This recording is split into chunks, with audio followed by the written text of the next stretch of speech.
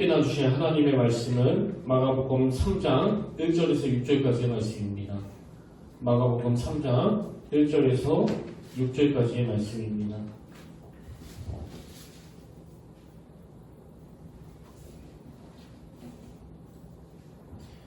마가복음 3장 1절에서 6절까지의 말씀, 저와 여러분 한 절씩 교독하시고 마지막 6절은 다 같이 한 목소리로 공독하시겠습니다.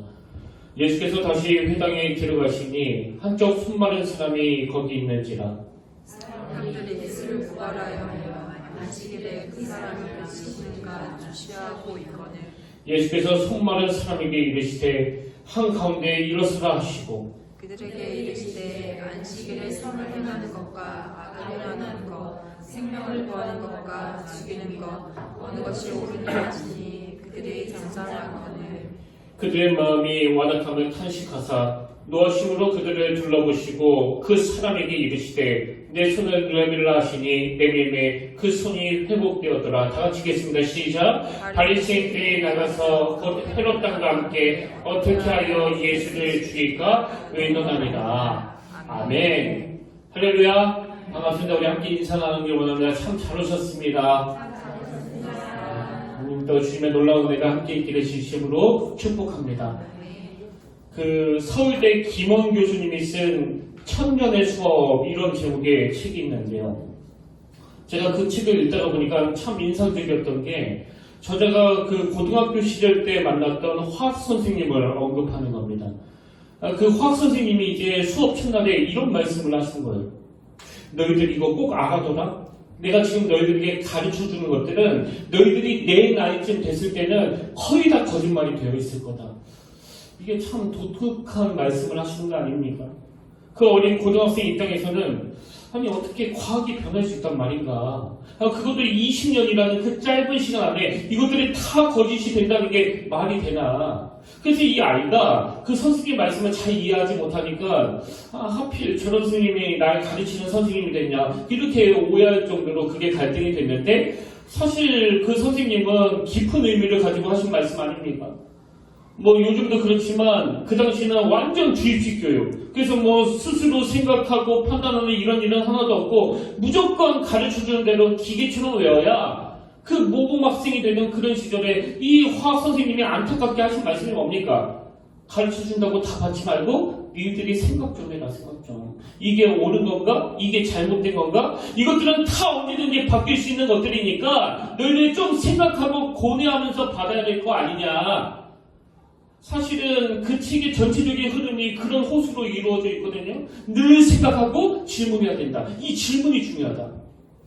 여러분 그 어린 고등학교 때 화학 선생님 이야기가 이 교수님에게 왜 자리를 잡았을까요? 처음에는 그 선생님의 말씀을 잘 이해하지 못했었는데 나이가 들어가면서 그 말씀이 이해가 되더라는 겁니다. 그래서 그 책에 보면 저자가 이제 시간이 흐르고 이런 고백을 하는데요. 나중에 대학에 가서야 그 선생님이 하셨던 말씀의 의미를 알 수 있었습니다. 과학혁명의 구조 같은 책을 읽고 강의를 들으면서 과학 지식이란 절대적인 것이 아니라 당대 과학자들의 합의라는 것을 깨달았습니다. 예외적인 상황이 계속 발견되면 언제든지 새로운 이론이 힘을 얻고 패러다임 자체가 완전히 뒤바뀔 수 있다는 사실을 알게 된 거죠. 그때 저는 정말 충격을 받았습니다. 참 많은 생각을 하게 만드는 그런 대목 아닙니까? 저는 특히 이 대목이요. 과학 지식이란 절대적인 것이 아니라 당대 과학자들의 합의라는 것을 깨달았습니다. 뭐 진화론을 위시해가지고 우리가 이건 뭐 100% 진리라고 하는 그게 사실은 100% 진리가 아니라 당대 학자들의 합의에 의한 언제든지 뒤집어질 수 있는 상대적인 진리라는 겁니다. 그래서 저는 이런 내용을 읽으면서 우리가 지난주에 살펴본 이 장로들의 전통, 이 장로들의 유전, 이게 뭘 의미하는 겁니까? 이 인간들이 만든 장로들의 전통이라는 것은 비록 그걸 만들 당시에는 이게 하나님을 사랑하는 데 가장 유익한 도구일 것이라고 믿고 만든 거지만 그러나 이게 절대 진리는 아니라는 거예요. 언제든지 바뀔 수 있다는 겁니다. 여러분 오늘 이 바리새인들이 가진 문제점이 뭡니까? 이렇게 절대 바뀌지 않는 진리가 아닌 그 장로들의 유전을 붙잡고 그 장로들의 전통을 붙잡고 그것만이 자기들이 고수해야 될 절대 진리라고 생각하니까 어떤 부작용이 있습니까? 진리 되신 예수님의 말씀이 귀에 들어오지 않는 겁니다. 지금 마가복음 2장 1절에서부터 오늘 보면 마가복음 3장 6절에 이르기까지 계속되는 그들의 시비에 대해 예수님이 얼마나 친절하게 설명을 해 주시느냐고요. 지금 이 성경에서는 다 생략하고 그 핵심만 담아서 그렇지 사실 예수님이 그 얼마나 많은 설명들을 해주셨겠습니까? 근데 통하지 않는 거예요. 귀에 들어오지 않는 겁니다. 오죽하면 마가복음 1장 21절에 보니까요. 예수께서 곧 안식일에 회당에 들어가 가르치심에 무사람이 그에게 은혜 놀라니 이는 그가 가르치는 것이 권위 있는 자와 같고 서기관들과 같이 아니하밀러라. 지금 너무나 많은 사람들이 예수님이 가르치시는 그 교훈에 놀라고 또 세리마태 같은 경우에는 그 진리를 받아들여 그의 인생이 바뀌었지만 이 바리새인들은 전혀 영향을 받지 않는 겁니다. 제가 그럼 왜 이들은 이렇게 변하지 않는 건가 이런 질문을 하다가 보니까요. 요즘에 제가 들은 그 서울대 심리학과 최인철 교수님의 강의한 대목이 떠오르는 겁니다. 이 교수님이 강의 중에 그 본인이 유학 시절에 만났던 리처드 니스펙 교수님이라는 분의 이야기를 하는데요. 이 교수님은 세계적으로 엄청나게 명성 있는 그 학자라고 하네요. 그래서 이제 이 리처드 니스펙 교수님에게 많은 젊은 교수님들이 또 학생들이 찾아와가지고 적극적으로 이런 질문을 한대요. 교수님, 어떻게 하면 남들이 하지 못하는 그런 창의적인 연구를 할 수 있습니까? 많은 사람들이 찾아와서 자꾸 이런 질문을 던지니까요. 이 교수님이 이제 그런 질문에 답을 하는 형식으로 반창의성 편지라는 글을 썼습니다. 그래서 이 반창의성 편지가 뭐냐? 모든 사람이 생각할 수 있는 그런 것밖에는 연구할 수밖에 없는 아주 평범한 학자가 되고 싶다면 너 이렇게 해라. 그런 역설적인 내용이에요. 그래서 그 글에 보면 이런 내용이 있습니다. 당신이 비범함이 없는 평범한 학자가 되고 싶다면 다른 분야 사람들과 절대 대화하지 말고 그들의 영향도 받지 마라. 오직 같은 분야 사람하고만 어울리도록 해라. 그리고 소설이나 시 따위는 절대로 읽지 마라. 전공서적을 읽기에도 바쁘다. 지금 약간 꼬아가지고 역설적으로 하는 이야기가 뭡니까? 네가 그저 평범하기 짝이 없는 어떤 창의적이지 않는 학자가 되고 싶으면 이미 네가 믿고 있는 그것만 고수하라는 거예요. 계속.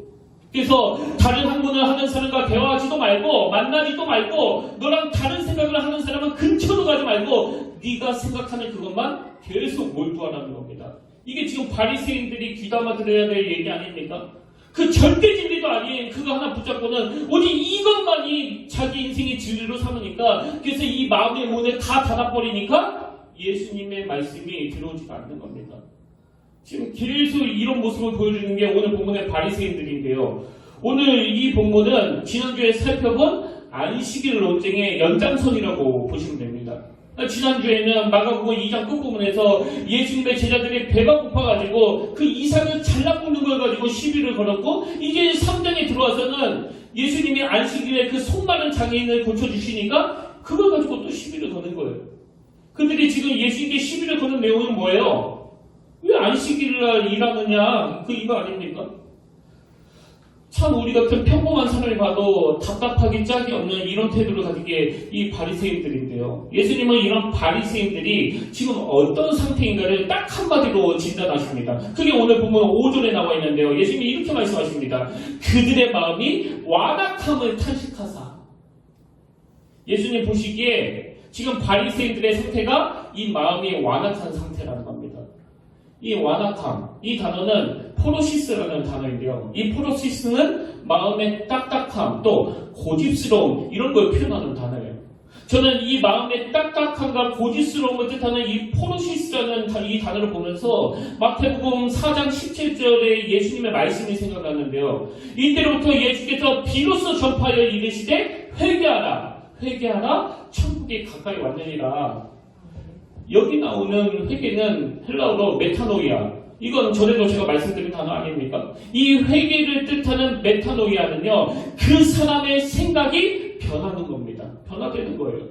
그래서 우리가 주일날 교회 와가지고 하나님, 이번 주에 제가 이런 죄를 졌습니다. 저런 죄를 졌습니다. 이런 기도도 드려야 되지만 진짜 회개의 자리로 나가시려면 하나님, 근본적으로 내 마음의 생각이 바뀌어지기를 원합니다. 이게 회개예요. 뭐 우리는 그 태어날 때부터 너무나 악한 이 세상의 영향력 아래에 있다 보니까 우리의 생각이 그 하나님 쪽으로 흐르지 않고 자꾸 이 세상 쪽으로 흘러가게 되어 있는데, 그때 회개가 뭐냐? 이 세상의 영향을 받는 내 생각이 유턴을 해가지고 하나님의 생각으로 맞춰져 가는 그게 회개예요. 이런 점에서 저는 에스겔 36장 26절 또 새 영을 너희 속에 두고 새 마음을 너희에게 주되 너희 육신에서 굳은 마음을 제거하고 부드러운 마음을 줄 것이며, 또 에스겔 11장 19절 내가 그들에게 한 마음을 주고 새 속에 새 영을 주며 그 몸에서 돌 같은 마음을 제거하고 살처럼 부드러운 마음을 주어. 그러니까 회개가 뭡니까? 이런 주님의 말씀을 수용하는 거예요. 아버지, 나도 모르게 내 안에 돌같이 굳은 마음이 있는 것을 인정합니다. 근데 주님께서 내 마음을 살처럼 부드러운 마음으로 회복시켜 주시길 원합니다. 이게 회개기도예요. 회개기도. 이렇게 굳어진 마음을 놓으면서 예수님의 말씀이 내 안에 자연스럽게 스며들도록, 그리고 예수님의 비유 중에 그 씨 뿌리는 비유, 그 부드러운 밭에 씨가 잘 자라 열매를 맺는다는 말씀을 주셨잖아요. 그래서 우리가 하나님 우리 안에 이 부드러운 마음을 주시길 원합니다. 사실 제가 오늘 설교 제목을 경직을 넘어 감동을 주는 인생으로 이렇게 잡은 이유도 여기에 있습니다. 여러분, 경직이 풀려야 감동을 주는 인생이 되는 겁니다. 지금 뭐 그렇게 시각적으로 깊이 있게 안 봐도요, 계속 예수님께 시비를 거는 이 바리새인들의 모습이 뭐 그렇게 감동스럽지는 않잖아요. 혹시 막 너무나 감동이 되세요? 그 뭔지는 모르겠는데 이런 인간은 절대 가까이 하면 안 돼. 피곤해. 뭐 그런 느낌이 확 드실 텐데. 그래서 저는 오늘 본문을 묵상하면서 저나 여러분 모두가 이 경직을 풀고 감동을 주는 그런 인생이 됐으면 좋겠다. 그렇게 소원하는 마음으로 이 말씀을 준비했는데요. 자, 여러분, 우리 인생이 경직을 넘어 감동을 주는 인생이 되기 위해서는요, 하나님 앞에 이 기도를 드려야 됩니다. 그 첫 번째 기도 제목이 뭐냐? 생명을 살리는 예수님을 닮게 해주시길 원합니다. 이 기도가 필요합니다.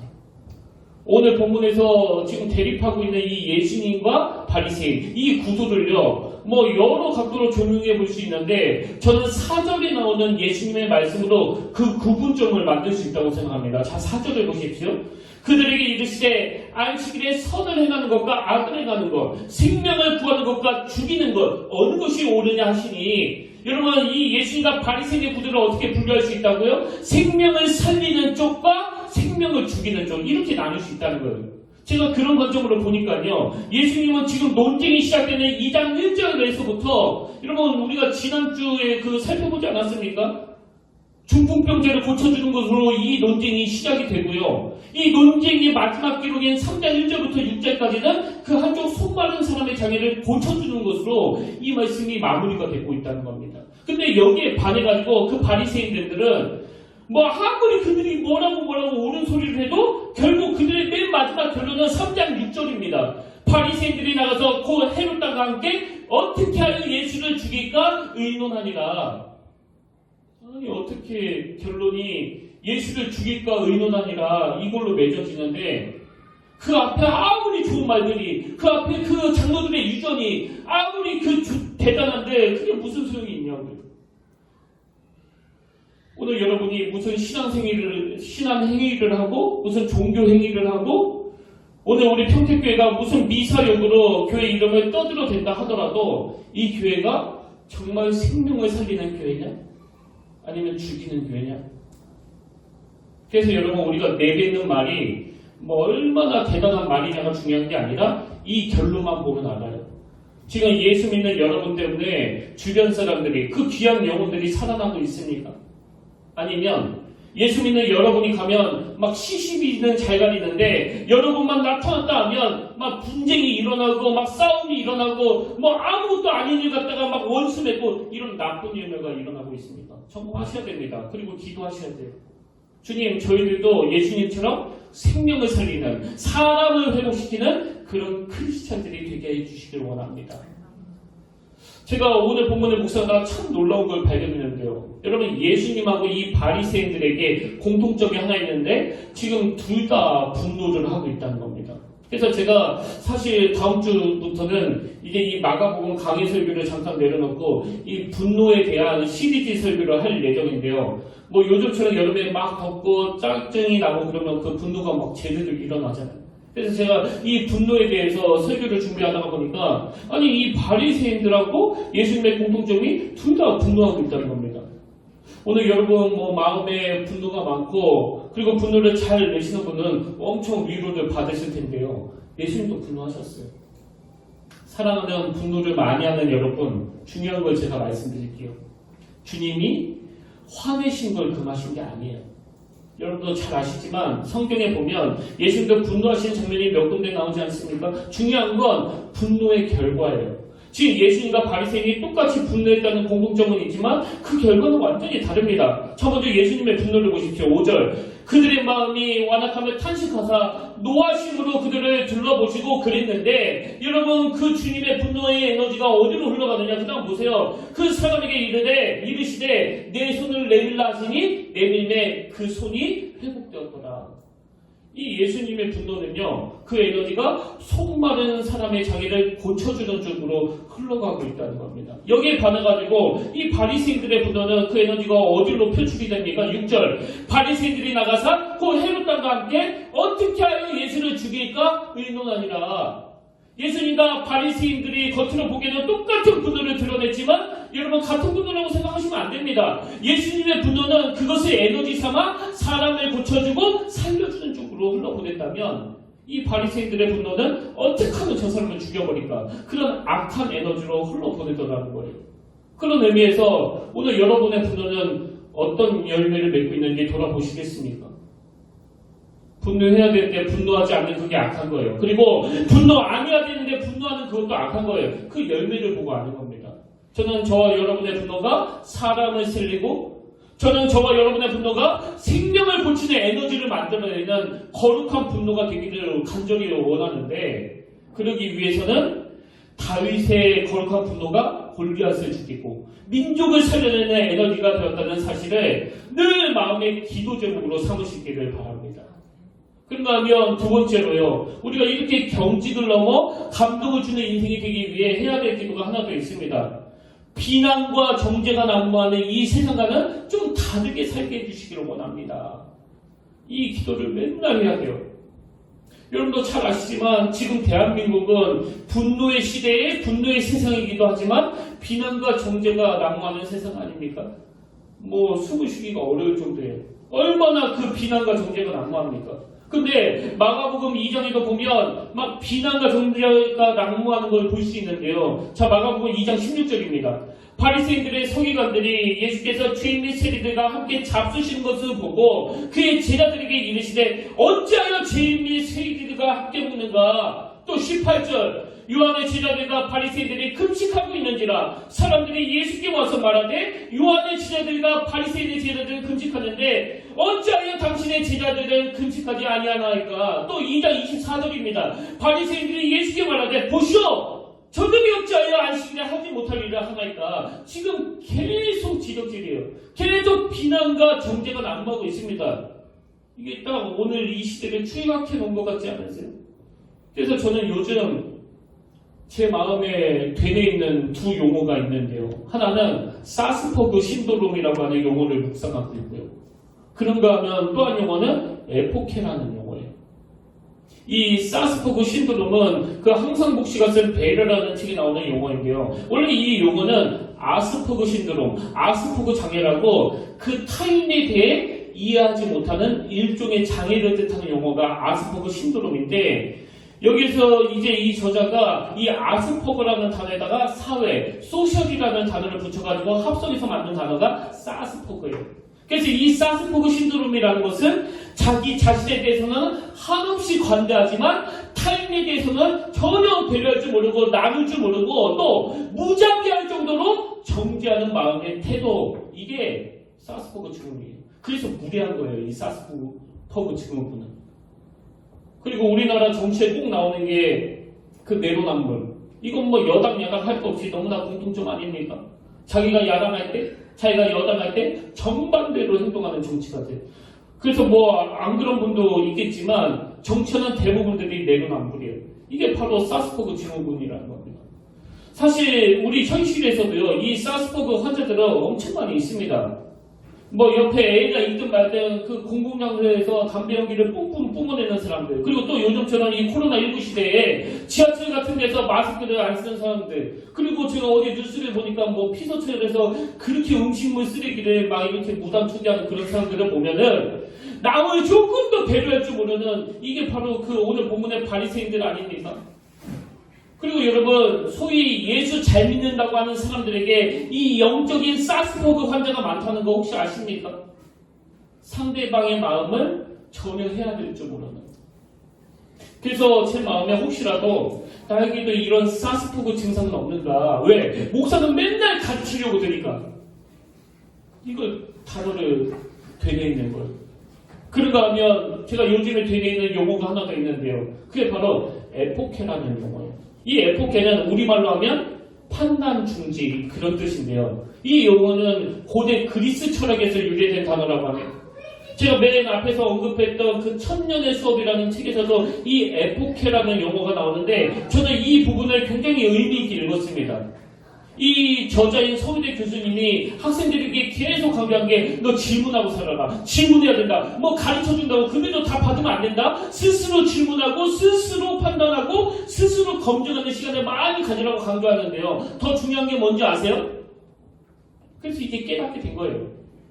아, 누가 가르쳐준다고 맹목적으로 받지 않고 내가 질문하고 내가 판단하고 내가 연구하고 내가 자료를 뒤지고 그래서 이건 뭐 100% 진리가 맞다 이렇게 판단되는 그 순간 뭘 외쳐야 되느냐? 에포케, 판단 중지.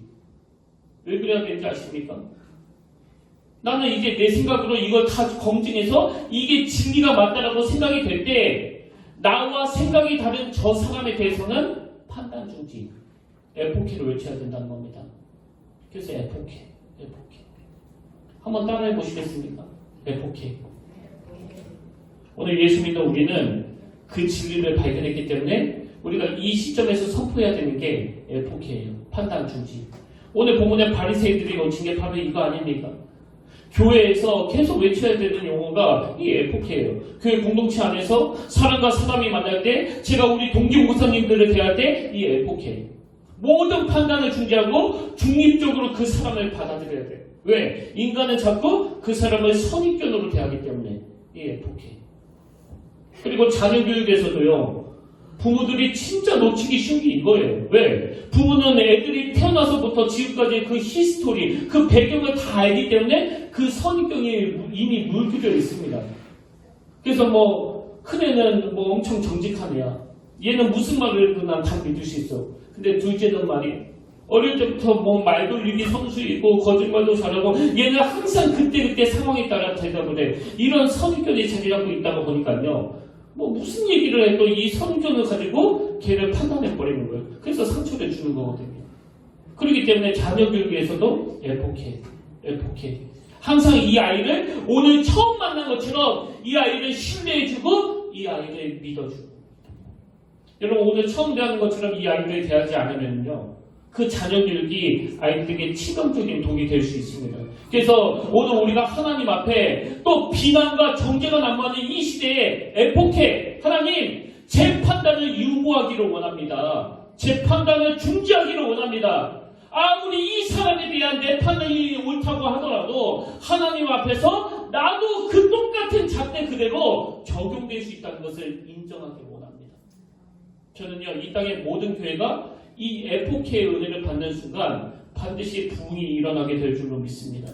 그래서 우리가 마음에 새겨야 될 이 에포케의 정신이 요한복음 8장 10절 11절 예수께서 일어나사 여자 외에 아무도 없는 것을 보시고 이르시되 여자여 너를 고발하던 그들이 어디 있느냐 너를 정죄한 자가 없느냐 대답하되 주여 없나이다. 예수께서 이르시되 나도 너를 정죄하지 아니하노니. 이게 에포케예요. 에포케. 이 여자가 행한 일이 아무리 생각해도 이건 객관적으로 잘못한 일이라고 할지라도 주님은 나도 너를 정죄하지 않았노니.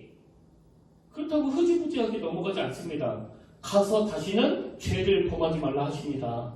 이런 기준을 갖고 계시는 예수님이지만 에포케의 정신이에요.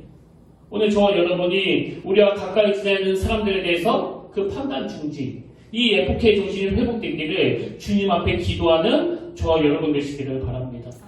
마지막 세 번째로요. 경직을 넘어 감동을 주는 인생이 되기 위해서 기도 제목 하나 더 있습니다. 예수님의 긍휼로 덧입는 인생 되게 해주시옵소서. 우리 그 기도를 드려야 됩니다. 하재성 교수님이 쓴 긍휼, 예수님의 심장 이런 제목의 책이 있는데요. PPT로 만들어요. 제가 이 책에서 재밌는 부분을 발견했는데 이 저자가 주장을 하는 게 그 예수님도 혈액형이 있다는 겁니다. 뭐 예수님도 인간의 육신을 입고 세상에 오셨으니까 뭐 우리처럼 이 혈액형이 있을 거 아닙니까? 그래서 제가 여러분에게 그 퀴즈를 하나 내려고 하는데요. 예수님의 혈액형은 A형일까요? B형일까요? AB형일까요? O형일까요? 뭐 다른 게 또 있나요? 혹시 예수님의 혈액형을 아세요? 누가 맞출 것 같아가지고 제가 빨리 답을 드릴게요. 예수님의 혈액형은 C형이래요. C형. 그럼 왜 예수님의 혈액형이 C형인가 하니까 이 C의 약자가 컴패션. 예수님은 긍휼로 뚫뚫 뭉쳐진 분이기 때문에 예수님은 C형이래요. 생각해보니까 너무 일리 있는 이야기 아닙니까? 예수님은 존재 자체가 이 긍휼, 이 컴패션으로 덧입혀 있기 때문에 우리가 이 기도를 드려야 된다는 거예요. 그리고 헨리 나우엔이 쓴 그 긍휼이라는 책에 보니까요. 맨 먼저 이 컴패션이라는 단어의 어원부터 설명합니다. 이 긍휼을 뜻하는 컴패션은 함께라는 뜻을 가진 라틴어로 컴하고 고통받다, 고통을 느끼다 라는 뜻을 가진 파티라는 단어가 합쳐진 게 컴패션. 그래서 이 컴패션이 무슨 뜻이냐? 함께 고통받다예요. 그래서 그냥 아이고 진짜 안 됐다 이게 아니에요. 그 사람의 아픔에 대해서 내가 함께 고통하며 아파하는 겁니다. 이게 바로 십자가의 정신 아닙니까? 이런 점에서 제가 거두절미하고요. 이 컴패션이 우리가 회복해야 될 이 긍휼이 뭘 의미하는지는 이 이야기만 들려드리면 금방 아실 겁니다. 예전에 제가 저녁마다 그 빠른 걸음으로 걷기 운동을 하고 있다고 말씀을 드렸는데요. 저는 저녁에 그 집을 나설 때 꼭 챙기는 게 그 스마트폰하고 그 이어폰이에요.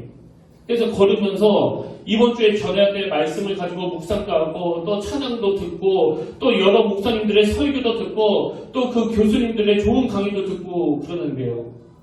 최근에 있었던 일이에요. 이제 어느 목사님의 설교를 이어폰을 꽂고 빨리 걸으면서 듣다가 제가 어느 한 대목에서 참 말로 표현하기가 어려운 마음에 그 욱하는 감동이 몰려오는 그런 순간이 있었는데요. 이 목사님이 이제 설교를 하시면서 무슨 예화를 드시는가 하니까 미국에서 있었던 일이라고 합니다. 미국의 어느 목사님이 하와이에 있는 교회의 그 부흥감사로 초청을 받았나 봅니다. 그런데 미국이 워낙 그 넓은 땅이다 보니까요. 같은 미국이라도 그 시차가 있잖아요. 미국 본토하고 또 하와이는 시간 차이가 많이 나가지고요. 이 목사님이 새벽에 이 시차 때문에 잠에서 깬 거예요. 그래서 이분이 새벽에 깨가지고 더 이상 잠을 못 주무시니까 배가 출출하던 차에 그 호텔에 나가가지고 인근에 있는 그 식당을 뒤진 겁니다. 그래서 이제 어느 허름한 식당을 발견해서 들어갔는데요. 그 식당이 나중에 알고 보니까 이 거리의 여인들이 꼭 새벽 3시, 4시 출출할 때 꼭 들리는 그런 식당이더래요. 그래서 이 목사님이 이제 주문을 하고 기다리는데 그 거리의 여인들이 막 들어오는 겁니다. 그래서 속으로 내가 식당을 잘못 골랐구나 그런 생각을 하고 있는데 우연히 바로 뒤에 앉은 그 여인들의 대화를 듣게 된 거예요. 무슨 대화를 나누는가 하니까 어떤 여인이 이런 말을 하더래요. 나 내일 39번째 생일이다. 그랬더니 그 마주 앉아있던 그 여인이 이렇게 이야기하는 겁니다. 그래서 생일 축하해달라는 거야? 그 얘기 왜 하는데? 우리하고 농담하는 방식이 좀 비슷한 것 같아요. 그렇게 농담 비슷하게 나누니까 나 내일 39번째 생일이다 이렇게 말했던 그 여인이 하는 말이요. 평생에 한 번도 생일 파티 같은 걸 해본 적이 없는데 내 팔자의 생일 파티는 그냥 생일이라고 이런 대화를 나누는 겁니다. 그렇다고 이제 식사를 끝나고 그 여인들이 쭉 빠지고 난 다음에 이 목사님이요. 참 목사님은 어쩔 수 없어서 목사인 것 같아요. 이렇게 남의 일에 관심이 많은 사람. 그래서 그 식당 주인에게 물었어요. 방금 여기 앉았던 이분들이 여기 단골입니까? 그랬더니 그 식당 주인이 하는 말이요. 네, 매일 새벽 이 시간에 식당에 와서 식사를 하고 갑니다. 그래서 이 목사님이 방금 제가 여기서 내일 39번째 생일을 맞는다는 여자분의 이야기를 들었는데요. 혹시 제가 내일 이분의 생일 파티를 열어줘도 되겠습니까? 그 모든 비용은 제가 감당하겠습니다. 그랬더니요, 뭐 그 식당 주인이 당연히 고마워하죠. 그러면 당연히 좋죠. 제가 내일 1시간 일찍 와서 좀 정리도 하고 파티를 다 준비하겠다. 그런 이야기를 다 나눈 겁니다. 그리고는 그 다음날 이 목사님이 1시간 일찍 그 식당에 갔더니요, 이 식당 주인이 막 흥분을 해가지고 동네에 있는 그 길거리 여자들을 다 부른 거예요. 막 바글바글 북적북적거리고 벽에도 생일 축하한다는 글귀도 막 써붙여놓고 막 파티 분위기가 됐더래요. 그렇게 하고 드디어 3시 반 준비가 다 끝난 다음에 이 주인공 팀이 들어온 겁니다. 그리고는 이 서프라이즈 파티에 깜짝 놀란 거예요. 뭐 얼마나 많은 감동을 받았겠습니까? 그래서 파티가 진행되는 내내 이 여인이 막 엄청 우는 거예요. 그리고는 이제 생일 케이크에 초를 꽂고 이 케이크를 잘라야 되는데요. 이 케이크를 자르는 그 시간에 생일을 맞은 이 여인이 뭐라고 부탁을 하는가 하니까 이거 여기서 자르지 않고 저 집에 가지고 가면 안 되겠습니까? 제 평생 처음 받아보는 축하 케이크이기 때문에 제가 이걸 기념해서 보관하고 싶습니다. 눈물 나는 이야기 아닙니까? 그래서 이 목사님이 당연히 그렇게 해도 된다고 하고 내가 이분하고 여러분들을 위해서 한번 기도해 드려도 되겠습니까? 그리고는 아주 간절하게 그 자리에서 축복 기도를 해준 거예요. 그렇게 기도가 끝나는데요. 식당 주인이 이렇게 말하더래요. 아니 당신 나한테 목사라는 얘기 안 하지 않았어. 당신은 어느 교회 목사요? 그러니까 이 목사님이요 농담 비슷하게 이렇게 대답했습니다. 저는요 새벽 3시 반에 창녀들을 위해 파티를 해주는 교회 목사랍니다. 그냥 웃기려고 하는 말인데요. 그 식당 주인이 너무나 진지하게 이렇게 이야기했습니다. 에이 그런 교회가 어디 있어? 그런 교회가 있으면 내가 벌써 나갔지. 제가 빠른 걸음으로 걸으면서 이야기를 듣다가 마음이 멈칫해졌어요. 이 한마디에. 에이 그런 교회가 어디 있어? 그런 교회가 있으면 내가 벌써 나갔지. 세상 사람들이 교회를 안 나와요. 에이 그런 교회가 어디 있어? 말로만 떠드는 게 교회지. 에이 그런 교회가 어디 있어? 그런 교회 있으면 내가 벌써 나갔지. 저는 오늘 여러분들이 하나님 앞에서 또 세상 사람들 앞에서 어떤 평가를 받고 있는지 너무나 궁금합니다. 혹시 여러분 중에 예수 믿고 막 지혜가 넘쳐나가지고 막 뛸 때 안 뛸 때 그 심판과 노릇하면서 이것 말이야 이게 잘못됐고 저게 잘못됐고 이렇게 지적잘하는 분이 계세요? 그럼 마음이 막 뿌듯하세요? 내가 이런 평가를 늘 잘해주는 사람이라서 그게 바로 바리새인들이에요. 그게. 근데 여러분에 대해 그 주변 사람들이 저 사람은 교회 다닌다고 하는데 뭐 우리랑 다를 게 하나도 없는데 하나 이상한 게 있어. 저 사람 우리에게 감동을 줘. 뭐가 다른지도 잘 모르겠는데 저 사람 우리에게 감동을 줘. 왜 다른지 아시죠? 생명을 살리는 예수님을 닮았기 때문이에요.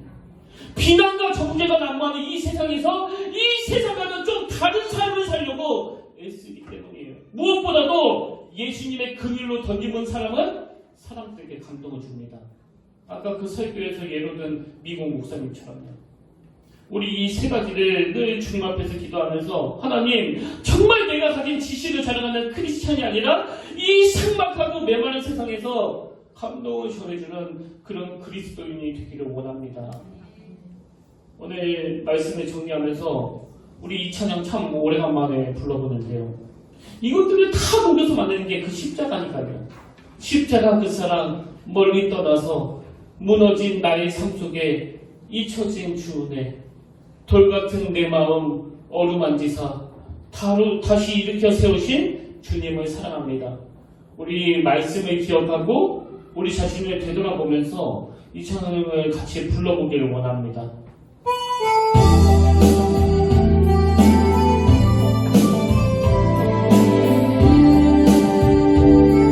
십자가 그 사랑 멀리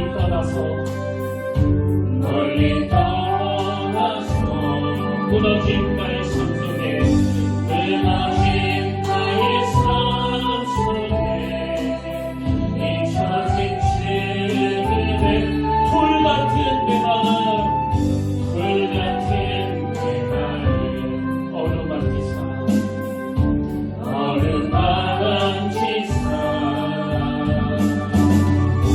다시 일으켜 세우신 지금 살아갑니다.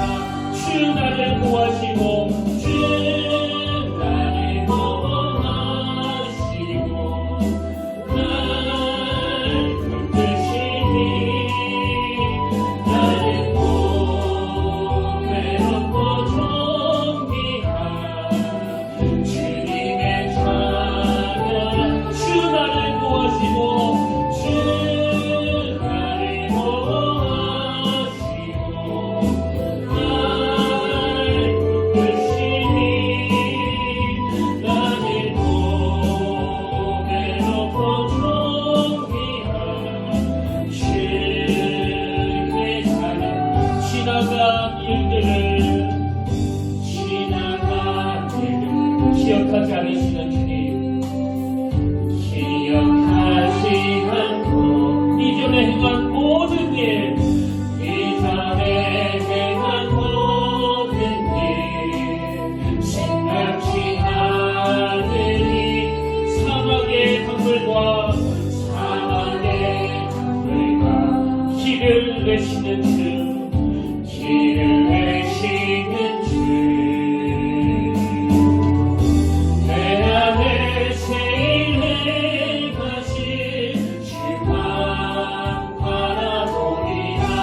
주 너를 구하시고 주 너를 구하시고 널 붙드시니 너는 꼭 외롭고 존귀한 주님의 자녀 주 너를 구하시고 주 너를 구하시고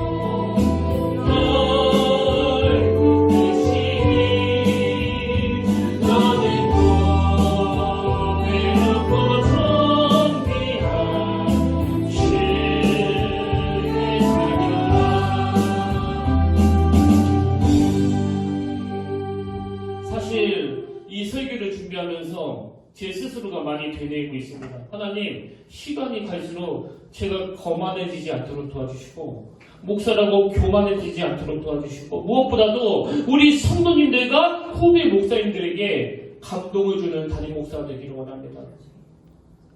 저는 제 아내를 놓고 진심으로 기도합니다. 제가 말만 떠드는 목사인지 아닌지는 제 아내가 더 잘하는 거 아닙니까? 먼저 아버지, 내 아내에게 감동을 끼치기를 원하는데 그러기 위하여 판단 중지. 내가 내 아내에 대해서 가지고 있는 모든 판단을 내려놓기를 원합니다. 저는 제 안에 있는 이 내로남불, 저는 늘 내 자신에 대해서 합리적이고 관용적이고 뭐 사람이 살다가 보면 그럴 수 있지 그러면서 바리새인들처럼 타인에 대해서는 너무나 냉정하게 지적질 잘하고 판단 잘하는 그런 목사가 되지 않기를 이 말씀을 준비하는 내내 제가 은혜를 구했습니다. 제가 내린 결론은 딱 하나예요. 기도하는 수밖에 없고요. 이것들을 녹여서 만든 게 십자가이기 때문에 그 십자가의 은혜에 젖어드는 거예요. 우리 이 찬양을 다시 한번 부르실 동안에 하나님, 내 안에 돌같이 굳어진 마음을 녹여주는 그 십자가를 제가 의지합니다. 우리 간절히 사모하면서 이 찬양을 여러분 한번 다시 한번 불러보시겠습니까? 우리 이렇게 찬양하길 원합니다. 십자가 그 사랑, 십자가 그 사랑, 멀리 떠나서 무너진 나의 삶 속에 무너진 나의 삶 속에 잊혀진 주님의 돌 같은 내 마음 돌 같은 내 마음 어루만지사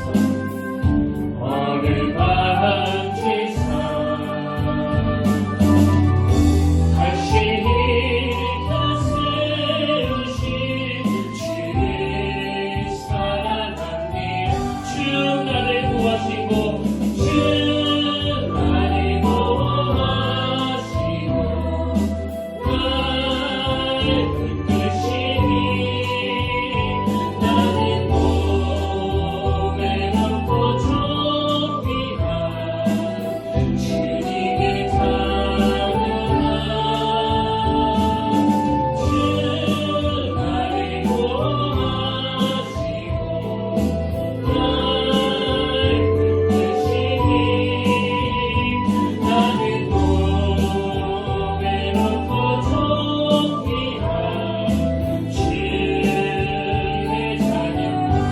지나간 일들 기억하지 않으시는 주님, 기억하지 않고 이전에 행한 모든 일, 이전에 행한 모든 생각지 않으시는 주님, 생각지 않은 사막의 강물과 길을 내주시는 주님, 길을 내시는 내 안에 세일하신 주만, 내 안에 세일하신 주만 바라보리라. 주 너를 구하시고 주 너를 구하시고 너를 붙드시니 너는 고배롭고 존귀한 주님의 주 너를 구하시고 주 너를 구하시고 너를 붙드시니 너는 고배롭고 존귀한 주의 자녀라. 아멘. 살아계신 하나님 아버지, 너무나 삭막하고 메마른 시대를 살아가고 있습니다. 마음에 울분과 분노가 많고 아버지 끊임없이 누군가를 향하여 정죄하고 비난하는 이런 일들이 넘쳐나는 이 시대를 살아가고 있는 저희들입니다. 그렇기 때문에 하나님, 그 십자가의 사랑으로, 그 십자가의 은혜로 너무나 비난과 정죄감이 많은 이 시대 가운데 주는 나를 보호하여 주시고 나를 붙드시고 주는 나를 보배롭고 존귀한 주님의 자녀를 보고 인정해 주시는 그 말씀이 우리 안에 스며들기를 원합니다. 그 말씀이 능력이 되게 하여 주시옵소서. 그래서 하나님, 우리도 감동을 주는 그리스도인이 되기 위하여 주님 앞에서 날마다 기도하기를 원합니다. 주님 앞에서 날마다 은혜를 구하기를 원합니다. 생명을 살리는 예수님을 닮는 그리스도인이 되게 하여 주시옵소서. 그리고 비난과 정죄가 난무하는 이 세상과는 다른 삶을 살도록 인도하여 주시옵소서. 그리고 예수님의 그 길로 더 믿는 그리스도인들이 다 되게 하여 주시옵소서. 그래서 하나님, 우리 모두가 다 예수 그리스도의 그 길로 더 믿는 인생이 되어 품어주고 용서하고 용납하며 나도 너를 정죄하지 않겠노라 말씀하시는 그 주님의 판단 중기의 회복의 정신을 회복하는 그 주님을 닮아가는 우리 평택교회와 우리 성도님들이 다 되도록 인도하여 주시옵소서. 그 은혜 자리로 인도해 주실 줄 믿사오며 존귀하신 예수의 이름으로 기도드립니다. 아멘. 이제 우리 다 자리에서 일어나셔서 파송 찬양으로 이 찬양 함께 부르기를 원하는데요. 아버지 당신의 마음이 있는 곳에 나의 마음이 있기를 원해요. 우리 마음으로 소원하면서 함께 불러보기를 원합니다.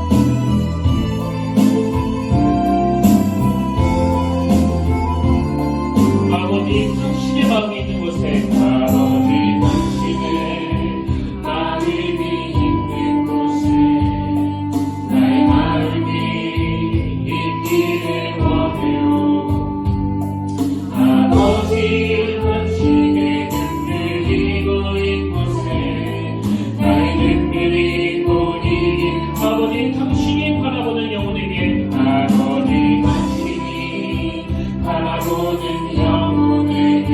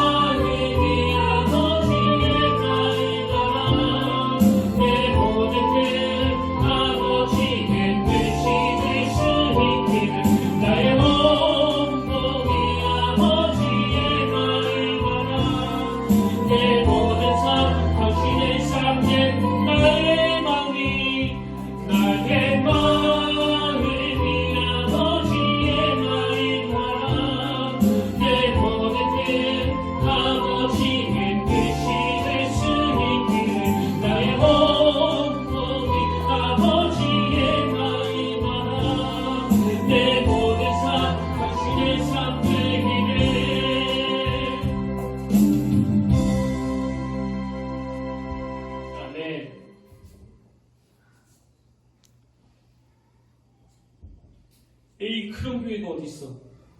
그런 교회 있으면 내가 벌써 나갔지. 하나님 이 말 속에서 오늘 이 땅의 교회들을 향한 이 세상 사람들의 목마름을 느낍니다. 오늘 목사인 저부터 또 수많은 그리스도인들이 바리새인이 되어 판단도 잘하고 정죄도 잘하고 주님의 이 긍휼하심 함께 아파하며 고통하는 그 마음이 사라져가고 있다면 아버지 바로 제가 그런 사람임을 입술로 고백합니다. 불쌍히 여겨주시고 다시 한번 십자가의 뜨거운 사랑이 우리를 뒤덮을 수 있도록 그 사랑으로 돌같이 굳어진 내 마음이 녹아질 수 있도록 은혜를 내려주시옵소서. 그래서 하나님 어떤 특별한 재능이 없다고 할지라도 저 사람은 예수 믿는다고 하는데 이상하게 감동이 돼. 저 사람하고 대화하고 나면은 마음에 감동이 와. 그렇게 주변 사람들에게 주님의 감동을 전해주는 그런 그리스도인으로 살아갈 수 있도록 인도해 주시고 이번 한 주간 이 말씀이 능력이 되어 참 마음의 따뜻함을 가지고 감동을 전해주는 그런 귀하고 복된 한 주간이 되도록 인도하여 주시옵소서. 이제는 우리 주 예수 그리스도의 은혜와 하나님 아버지의 감없는 사랑과 성령님의 감동, 강화, 위로 교통 충만하심의 역사가 오늘 내 마음이 아버지의 마음이 있는 곳에 머물기를 원하고 오늘 내 두 눈이 아버지의 눈물이 고인 곳에 머물기를 원하며 오늘 내 두 발이 어두운 곳에서 고통받고 있는 자를 보시고 그 긍휼한 마음으로 함께 아파하고 계시는 그 주님과 함께 있기를 갈망하며 예배드리는 모든 주의 자녀들의 머리 위에 지금부터 영원토록 함께 계시기를 간절히 축원하옵나이다. 아멘.